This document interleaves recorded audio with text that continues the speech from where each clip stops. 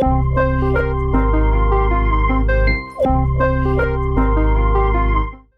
this lecture, we'll be taking a look at how we can process the form data.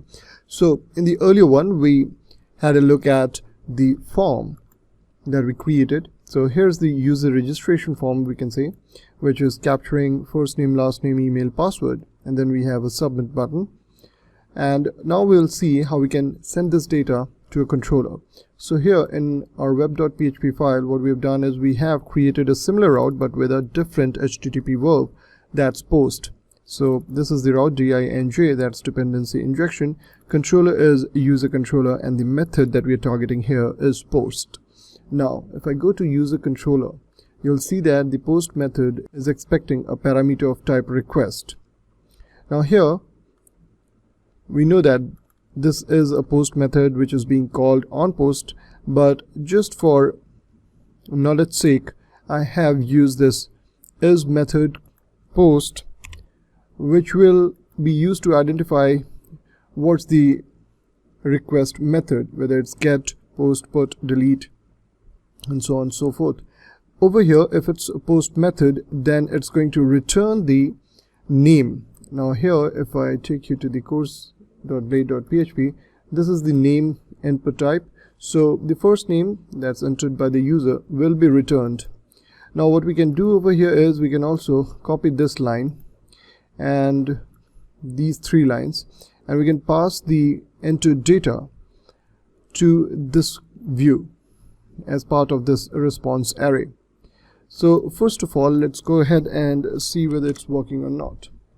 But before that, do note that inside the middleware we need to disable verify CSRF token for now, and this star symbol that we have over here adds everything to the exception list. So here it means that whatever data you will be providing, it will be accepted.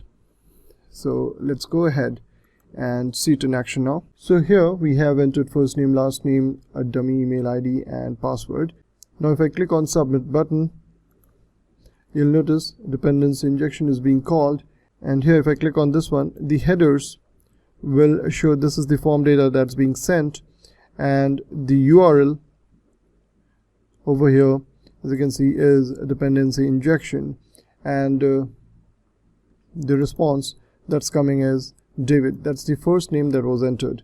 Now we can go ahead and inside the user controller we can just copy these three lines, and here we can put it like this. And what we can do is, instead of the courses, we can just pass this request.input that we had. So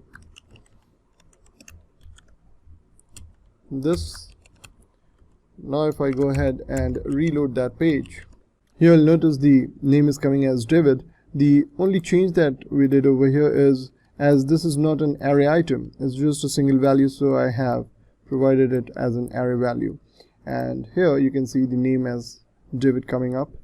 So that's how easy it is to process form data in Laravel.